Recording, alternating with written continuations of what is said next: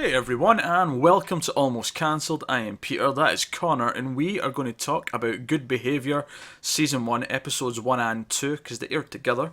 This is a new show from TNT. It stars Michelle Dockery, who is fairly well known for Downton Abbey, but she's playing an American in this. She's a parolee who's just out of prison, and she has an addiction problem to both booze and heroin. Yes. And she's a thief. She's like a serial thievery person. Yeah, she's a con artist. Yeah. Would you go as far as say she's a con artist? I think I might because she, like she does one-on-one where she convinces people she's someone else entirely. I think that kind of leans into con artist. Sure. It feels more like it's just sort of like small tricks to then get into the places rather than... To me, a con artist is someone who actually makes someone give something up, like... Yeah, I mean, I guess she could do though if she took it that step further. Like it would be easy for her to just get them to give her something. I think she's at that point. Maybe, I don't know, but that's her deal, and she has, she's got parole meetings and all that, and she gets fired from her job, and she ends up running into a hitman, and their sort of stories begin to intertwine, and that's kind of the setup of the show. So, like I say, episodes 1 and 2 both aired together. I think we will do a little bit of spoiler free, just a bit of a sort of general impression of the show based on these two episodes before we go into spoilers for the two episodes. So, yeah, I'm mixed on this one. I think I like it a bit more than you do. Right, It's so not perfect. But you're more into it. Okay, cool. I don't dislike it. I think there's some great moments. I think there's like specific like moments of direction and tension. that's the thing. There are these moments that 100% just absolutely pull you in. Yeah. And that is to kind of there's enough of them in these first two episodes that I can forgive some of the flaws for now. Because I think my problem with the show so far is that, yes, those specific moments are very good, but as a whole, I don't think it's quite clicking. Okay. Like, I don't really feel invested in Letty's plight, like... No, I agree. I'm not particularly either. So far I'm finding her... I wouldn't say she's unsympathetic completely. Like, I mean, she definitely has morals that she like shows in these first two episodes, but I She don't doesn't really know. help herself, does she? Nah, she's kind of such a wreck that it's hard to get a gauge on her. It's hard to really be on her side with things. And I don't know if some of the pacing's helping it a little bit or doing a disservice to the show a little, because I honestly, especially the first episode, I feel like they could have cut like 10 minutes out of that. Yeah, just tighten it up a little bit. It would have made it a lot better. Like there was one scene in particular where there's like a love scene, right? And we see them cut to her waking up in the bed next to the guy, and I was like, fine, okay, they had sex and we can move on. It then flashes back to them actually stripping each other's clothes off, and like, we spend like a 2 minutes like starting the sex. I'm like, why do we need this? We already established that she'd had sex. That stood out to me. It was one of my biggest problems. It's like, what is the purpose of this scene? Yeah. Like most of them, I get the idea. I get what the point of the scene is because they do something. Yeah. This we'd already established. They've clearly had sex. This is the morning after. We get this. What is the point in showing it us now? If you're going to show it us beforehand, And if anything, cutting to them lying in bed was more effective because it already felt kind of lonely and kind of like, like that awkward feeling after. It got you straight to there. You didn't really need to see the passion beforehand. I don't think it was weird. I don't know. Well, that's the thing. If it's shown at me before they'd cut to the morning, I wouldn't have even thought about it because it would have just seemed like the sequence of events. Yeah. But cutting back to it was just weird. It was like, hang on, we've got to have something here. Let's go back and show some of this. But they were too lazy to actually insert it before the actual scene where it should have went. Yeah. Just a lazy editor. That's all that is. Yeah, probably. I'm joking, guys, but but I do think there is some things that are legitimately good about it. Like I say, there's moments of just outright tension where it'll give you a setup where someone's sneaking past someone else, and it'll be like dead silent as they're doing so.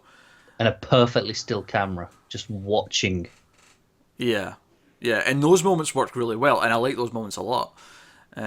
I just really wish the pacing was a little bit more tighter, just a little bit less glacial, because it really does feel like in some scenes where they'll just be talking for a long time, and it's not like when I'm watching something like Better Call Saul where every single word is like got me like hooked, and I'm like, but the conversation itself is a roller coaster, whereas here it feels like You're dialogue. waiting for the It's next set piece. exposition, yeah, until we get to the next part that's actually exciting. Yeah, no, I agree with that. And I think that's given me a big disconnect because, yeah, there's like 3 or 4 great moments per episode here, but that's only, what, maybe 25% of the runtime?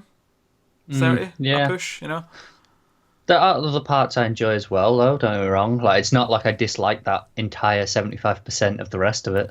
No, I wouldn't say that either. There's some elements of it I think are good, but there's also some elements that I think are already becoming a bit repetitious. Yeah, no, I agree with that. Particularly whenever she starts talking about herself or her addiction problems or whatever, or stuff in the second episode which I can't really go into until spoiler territory. But it does kind of feel like, yeah, we get it. You don't need to keep telling us this. Yeah, we get it. You're a wreck. You're a mess. You But have the to get. first time, it's like, no, this is effective because they do it in like subtle manners. They don't just outright say things; they show us, and that works. And then it feels like they didn't feel confident enough in their ability to showcase this through visuals, and they had to have it in dialogue again, and Yeah. then just hang on. Let's just make sure they really got that point and have it once more. It's almost like a lack of confidence. It's like they've got these good ideas, but they're not confident enough to let them speak for themselves. Yeah, So they're backing it up, and the backing it up's actually taking it away from it because it's like, because okay, it just feels unnecessary yeah, at this point. we're Yeah. getting beat over the head, and that's where the tedious pacing comes in again because you're like, all right, okay, I get it. If you gut all of just the repetitious things like that, that would probably fix most of the pacing issues. Probably, because the direction's very good. They just need to start taking a hacksaw to some of the scenes and cutting them right Definitely. down. I do. There are some other things I like. I really like the parole officer character. I think because I think when you hear parole officer, there's a certain type of character you get in your head. There's someone that just immediately comes to mind, and he's very different to that. He's actually someone who is actually trying to be helpful. He believes that she can be a better person, so he's trying to give her the benefit of the doubt in certain cases. He's trying to encourage her and inspire her to, work a steady job, get over her demons, and Yeah. move on with her life. And it's also nice to know that he had his own issues with, like that similar to what she's had. So it's not like he feels unsympathetic. He gets what she's going through as well. So it feels like there is a connection there. Yeah, we don't know exactly what he did go through. I imagine it's probably nothing even too similar, but they're just the idea that he had a downfall of some kind. Yeah, but they're very there. clearly showcased that he's not a perfect guy. He's not like meant to. He's not like just judging her like this entire time. He is. He legitimately does understand to a degree. Yeah. So I would definitely recommend checking it out. Honestly, this is the first thing in a long time that I have seen from TNT. And I will say that at least the overall quality of the production and the quality of the directing actually makes me very excited for the horror block they've got coming up next year. Yeah, last thing I watched from them, I think, was called Legend. It's starring Sean Bean. Yeah. Maybe 3 years ago now. I watched the first season. But a while ago. Yeah. Yeah. So I will say that I think that the production value is fairly good. I think the acting's generally pretty good, although there's just too much of some of it. If that makes sense, there's too much of the dialogue. There's too much. It's more script issues than the actors, though. No, it is. But the problem is that it hampers their Yeah. performance a little bit because they're having to repeat things that feel unnatural, and because of that, it takes you out of it. So I think that's my main complaint is I think there's a lot of good stuff in there, but I have this disconnect with the show as a whole because of all these issues. No, I can't really argue that. I think for me, there is enough in there that I do legitimately like that I can overlook these things for now. I think that's important to stay for now. For There's now. only so long that those issues, these pacing, this overwritten dialogue can go on before it becomes just a case of no, this is just too much. Yeah. So I think we're going to some spoilers, so we can talk about some plot elements. So, full spoilers from this point on. So if you're sticking around, hopefully you've seen the episodes, or you're just curious. So let's dive in. So, I don't know if I actually gave the titles of the episodes earlier on. The first episode is called "So You're Not an English Teacher," and the second episode is called "Only the Best for Mrs. Diaz." The first one's mostly set up because it's mostly about her robbing this hotel after she gets fired, and she ends up the person who's in the room comes back. She has to hide in the closet, and it turns out the person who's in the room is Javier, this hitman, and she overhears this plan to kill this guy's wife the next day, and this is where her conscience comes in, and we see that she actually goes out of her way to run into him to try and get more information and possibly stop the assassination. It's kind of weird to say that it's just a housewife being assassinated. Typically, you use assassinate for Yeah, political yeah. figures and things like that, but yeah. So she tries to intervene, and they end up having sex, and they have this connection. But she races out to the house the next day in time and tries to save her, and seemingly almost does. Yeah. But the housewife tells her to leave, take the money that's in the hitman's car, because you saved my life, let you go. And she's got a shotgun to Javier's head, so we think, oh, well, I say we think. We don't really think because he's the second main character. I'm Yeah, assuming but he's getting out you're of it. just you're. It's implied that that's what's going to happen. Yeah, yeah. It feels like a done deal. Yeah. Until he pops up at the end, and the first episode ends with this cliffhanger of him coming in and saying, "You work for me now because you screwed me over out of this money." Which it does make him feel impressive. Because, I mean, sure, she was just a housewife, but she did have a shotgun pointed at his chest. Yes, no. And the police were on their way. I think his skills are not in doubt, especially since in the second episode, Letty tries to run away from him like 50 goddamn times, and he always gets her. He always catches her. And that was the other repetitious thing I was talking about, where I was actually getting sick of her trying to run. Yeah, at what point does she go, do you know what? This isn't working. Yeah, there was a point like halfway through the second episode where I'm like, "Hey, just stop running. I'm sick of him getting angry because he's catching you. Stop Yeah. it." The problem is, it's like, it's her, like, the writing's just from her end that's the problem there. Because, of course, he's going to be angry. Of course, he's not going to change getting angry again when she does it again. It's, why is she constantly doing this? Just learn. Maybe try again when you're a bit better at this. Yeah, and don't get me wrong, I get it from a character's perspective. I get it that she just doesn't want to give up, and that's fine. The problem is that it's a bit tedious to watch. What would have maybe been better would be like a montage of her getting caught like 50 times, because that might have at least been kind of amusing, like constantly seeing her trying and Do you know what, failing. though? I'm not even sure it works from a character perspective. I feel like she is smart enough to know that, do you know what, maybe she'll get some more information and figure out an actual plan. Like Yeah, maybe. we see her breaking into this hotel, like all these rooms, and it's very methodical and planned out. Do you know what would have worked actually? That might have helped a bit. See if they just made it slightly more fun. Like see the first time he catches her sneaking out the bathroom window, and he's just, by the way, I knew he was going to be standing there.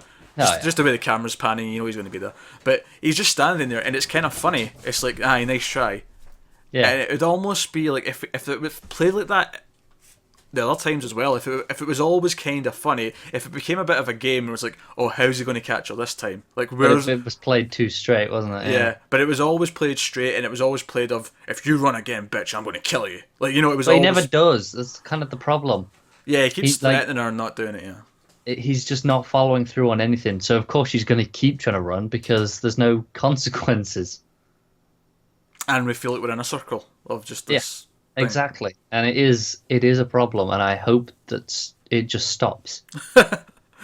No, I imagine eventually, I mean, I guess you're kind of a little bit more sympathetic towards him when you realise why he has his targets in the second episode. Because we find out that this couple hit and run a young boy a number of years ago, and it's the family of the young boy who's paid them off to kill this couple. And the way he seems to like take glee in this particular hit because of why he's doing it or why the hit's out on them, at least gives you a sense that he does have some sort of moral compass. Like he's not just. That said, we don't really get a sense of the first episode as to why he kills, or why the husband wants this wife dead. We don't get any sense of her being a bad person. But No, and it's very clear that he doesn't care yeah, because he's like, meh, you know better than I do. But yeah. he's willingly taking this job, no problem. He's like, yeah, sure, money, yeah, I'll do whatever. I think the highlights from the first episode for me though are definitely her hiding in the closet. In fact, that whole scene is just fantastic. That the moment where when he falls asleep on the bed, Yeah, this is the best part. Yeah, and the camera it just stays just on the side of him, and you just watch for like it's probably a good minute long of her just trying to leave the room. just tiptoe. Yeah, It's fantastic yeah. because there's no music, it's dead silence, and as soon as that door closes, music kicks back in. And that was like where I was like, oh, this is picking up. This may actually be a really great show. This was the first big great scene. And then unfortunately after that, we go through the whole thing where she goes and runs into him at the bar. Then they go for dinner, and that entire section dragged on for me like a lot. See, I liked the dinner scene itself. Like I liked their the idea that she was playing him and he was trying to just play her a bit, and I thought that was fun. It was the bit after that I thought was a bit just eh. Yeah, the whole thing, like I felt like the whole thing went on about 3 times as long as it should have been. Yeah, it definitely was too long. Like I feel like you could have done, you know, a lot less talking between each other, and then again cut to her lying next to him in bed, and that would have just it would have told you I everything. genuinely cannot understand why they felt the need to cut back. Like I say, if they'd played it in sequence, I wouldn't even question it because so many shows Yeah, just play that in sequence, and it's fine because I get it. and the thing is though, it's like they didn't even need it because we got a fairly erotic scene with them in episode 2 as well. So like they could have not done it, and then episode 2 we see how kind of passionate there is, and it's a really awkward passionate because they're fighting and then they're not, and then they start making up their backstory because they're pretending to be husband and wife at this fancy hotel, and they're developing their backstory and they're sort of feeling each other up, and it turns into sex. And showing it there really makes sense, and it sells the scene. Yeah, because halfway through the sex, he says what he needs her to do Yeah, the next day, and she sort of says, "No, I don't want to do that. I don't want to be involved in killing someone." And she tries to tell him to stop, and he keeps going. And it's yeah, it's a very power play scene. Like you get the sense that he's not stopping to let her know that he's in charge, yeah. and it is kind of awkward, of course, because it is. I mean, at what point mid-sex is it sexual assault when she says stop? Like you feel like that line is crossed. Yeah. During that scene, so it becomes very uncomfortable. But it has a purpose. It lets you know who his character is, and that he will go across certain lines to show his dominance. Yeah, it's uncomfortable to watch, but I get it. I get what the point of that is Yeah. in the episode. It makes sense. Whereas the other one, it just feels like it's there for the sake of it. It really does. Yeah, we need a sex scene. We need to, Yeah, it's like, oh, first episode, let's glitz this up a bit. yeah. Yeah. And a lot of the second episode is her dealing. She sort of befriends the wife of the couple that's to be hit, and like they share a lot of information, and she opens up a lot. Which the purpose of that, of course, is so that when Javier just like steps out and kills her towards the end, that we get why she's so shocked and upset by this, because not only is he just killed someone, it's a person that we've gotten to know over the last 20-30 minutes. So that was time fairly well spent. Although, I'll admit, she was a little bit annoying to listen to at certain points. I agree. But then that may be just us. I don't think that's just us. I think her drunkenly saying we're more interesting in a very high-pitched voice is just annoying. Okay. Yeah, I'm not going to argue because it was annoying. Yeah, exactly. But that wouldn't necessarily be a complaint against the episode. That would just be, some drunk people are annoying. They just are. Yeah, Hell, it's true. we're going to be doing Arrow later, and you'll be drunk, and you're quite annoying. Oh, I'm absolutely certain I am. Hell, you're pretty annoying when you're sober, to be honest. That's fair. Don't know how I get through the day sometimes. See, alcohol would help. I might just take a page out of Letty's playbook and go straight to the meth or the heroin. Yeah, give it a shot. Why not? I like the idea that some junkie out there's watching this and going, "You just said the wrong drug. How dare you correct yourself?" Like, really upset. Oh dear. So no. I like the scene where Javier kills the husband and he like gives him the backstory. He tells him because he does have like this emotion in his voice where he's like telling him why he's being killed. You can tell he kind of believes in this kill, which is where we have this moral ambiguity kind of creeping in, where there is kind of a, you know, It's really hard to say because obviously 2 episodes in, one, he clearly doesn't care at all. And the second one, he at least acts like he cares. Whether he does or not, I'm not 100% sure. okay, I feel like he does, but I can see why you'd question it. Yeah, it's because of the first one that I question it though. Yeah, that's fair. Yeah. I don't know. Like, I like them cleaning up or not cleaning up, but like dealing with the crime after the fact. You know, we have to leave in the morning. You know, check out like normal people, so it's not suspicious and so on. And it makes her take the other car because if he gives her the car that doesn't have the bodies in it, then she can just flee at some point. Yeah. It's another power play as well, though, isn't it? It's like, no, Yeah. you have to do the dirty work. Which she's constantly doing, and any time she gets any leeway, she tries to run. So it's kind of hard to argue with him at any given point about that. He clearly still feels the need to assert this point, and yeah, like you said, it's hard to argue with that because he clearly still needs to, nail it into her. Yeah, I think the other problem I have maybe a little bit is we did just watch Quarry, right? And Quarry was very good. And this, more than a few times, it was drawing some parallels. Yeah, and I feel like the arc here might even be very similar, where she, by the end of the season, willingly becomes his partner. Do you know what? It was that very end of the first episode where he was like, "You're gonna work for me" or whatever. I was like, "Oh my god, it's Quarry!"